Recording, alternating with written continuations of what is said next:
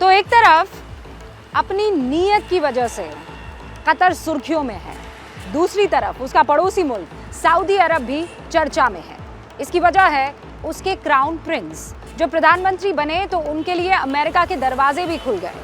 अब उन्हें अमेरिका का वीजा मिलेगा और अमेरिका उनके खिलाफ पत्रकार जमाल खाशोगी की हत्या का मुकदमा भी नहीं चलाएगा।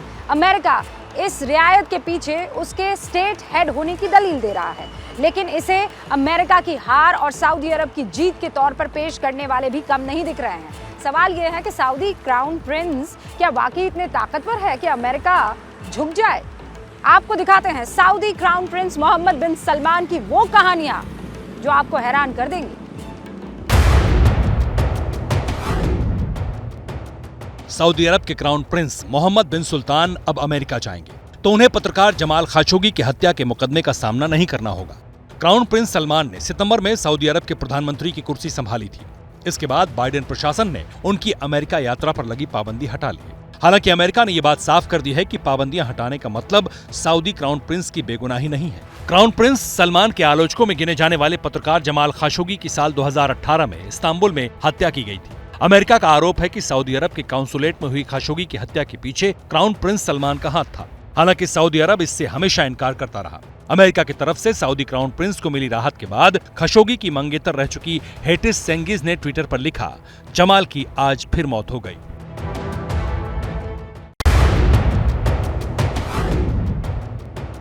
खाड़ी के सबसे ताकतवर शख्स बन चुके 36 साल के सऊदी क्राउन प्रिंस मोहम्मद बिन सलमान सिर्फ अपनी जिंदगी नहीं, मुल्क की पॉलिसी भी अपनी शर्तों पर तय करते हैं। इसका सबूत मिला था जुलाई में अमेरिकी राष्ट्रपति जो बाइडेन के जेद्दा दौरे में। प्रेसिडेंट बनने के बाद बाइडेन ने कहा था कि वो क्राउन प्रिंस सलमान से कभी नहीं मिलना चाहेंगे, लेकिन वक्त का तकाजा देखिए कि वो जेद्दा भी गए, प्रिंस सलमान के साथ 3 घंटे तक बैठक की और ऑयल प्रोडक्शन बढ़ाने की मांग भी की। इस मीटिंग में एक तरह से प्रिंस सलमान ही हावी रहे। उन्होंने अमेरिका को ऑयल प्रोडक्शन बढ़ाने का भरोसा नहीं दिया और जब बाइडेन प्रशासन ने सऊदी अरब के खिलाफ धमकी भरे लहजे में बात की तो सलमान ने रूस और तुर्की से रिश्ते मजबूत करने शुरू कर दिए। साथ ही ये इशारा भी कर दिया कि वो ईरान से भी हाथ मिला सकते हैं। ये सारे वाकयात अमेरिका को ये बात समझाने के लिए काफी थे कि प्रिंस सलमान के रहते सऊदी अरब पर किसी की धौंस नहीं चलेगी।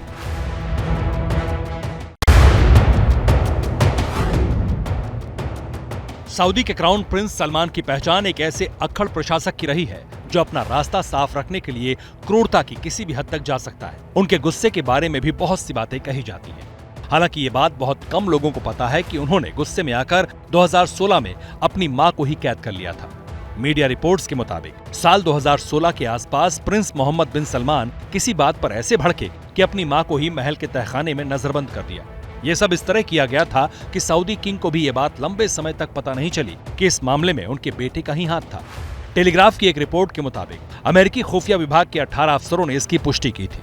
इस रिपोर्ट में यह भी कहा गया था कि क्राउन प्रिंस सलमान जब आपा खो देते हैं तो फिर कुछ नहीं देखते।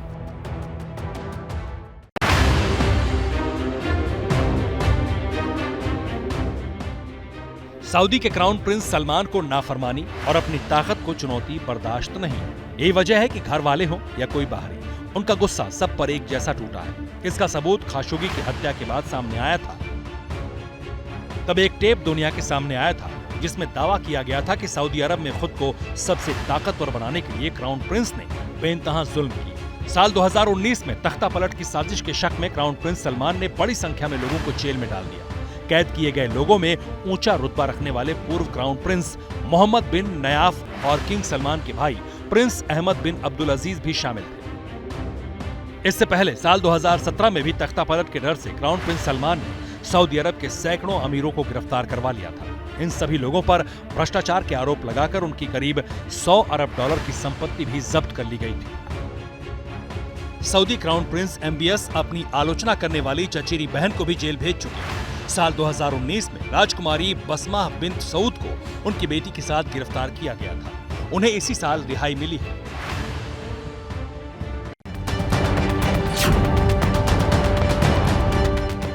सऊदी क्राउन प्रिंस सलमान के जिस गुस्से से पूरा मुल्क थर्राता है, वही गुस्सा उनके पिता सऊदी के सुल्तान सलमान को बहुत पसंद था। ये बात उन्होंने तब कही थी जब प्रिंस सलमान को क्राउन प्रिंस बनाया गया था।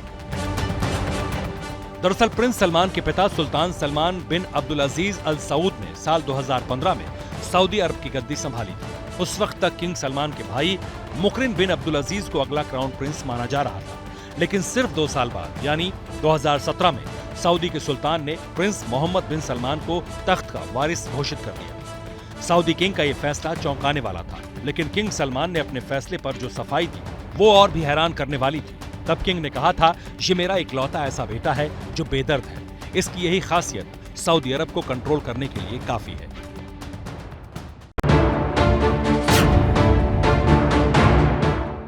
अपने गुस्से के लिए बदनाम सऊदी क्राउन प्रिंस मोहम्मद बिन सलमान ने एक बार अपने मुल्क में तख्ता पलट की कोशिश भी की थी। ये बात साल 2014 की है। तब सऊदी अरब पर किंग अब्दुल्ला का शासन था।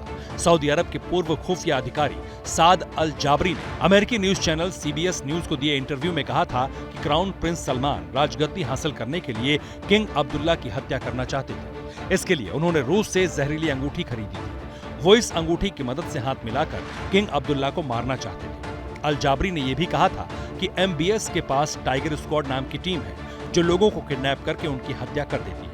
हालांकि सऊदी अरब ने अल जाबरी के सारे आरोपों को बेबुनियाद बताकर खारिज कर दिया था।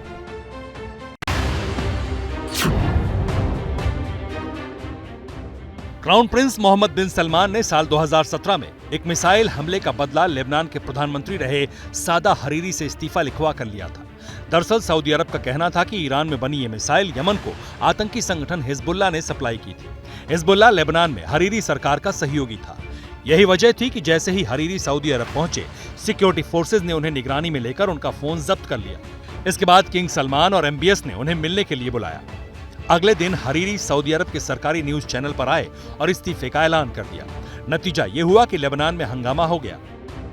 लेबनान के राष्ट्रपति रहे माइकल आउन ने इसे मंजूर करने से इनकार कर दिया और सऊदी अथॉरिटीज से PM को रिहा करने की मांग की। तनाव इतना बढ़ा कि फ्रांस को बीच बचाव करना पड़ा। फ्रांस के राष्ट्रपति इमैनुअल मैक्रों के दखल के बाद हरीरी करीब 2 हफ्ते बाद अपने देश लौटे और इस्तीफा वापस लिया।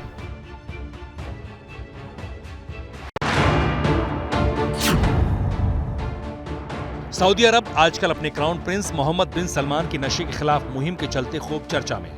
सऊदी अरब में पिछले 10 दिन में ड्रग्स के साथ पकड़े गए 12 लोगों को सजाए मौत दे दी गई। इनका सिर कलम किया गया। उनमें पाकिस्तान के 3, सीरिया के 4, जॉर्डन के 2 और सऊदी अरब के 3 नागरिक शामिल थे। एक मानवाधिकार संगठन का दावा है कि इन सभी को मौत के घाट उतारने के लिए तलवार का इस्तेमाल किया गया।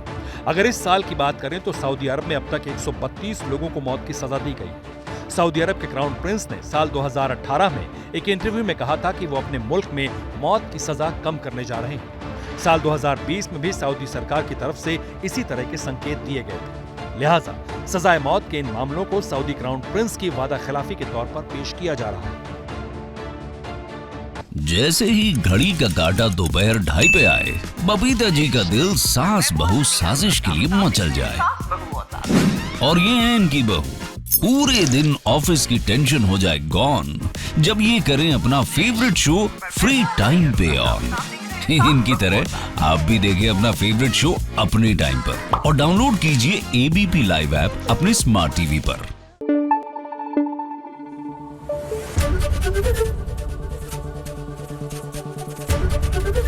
ABP न्यूज आपको रखे आगे।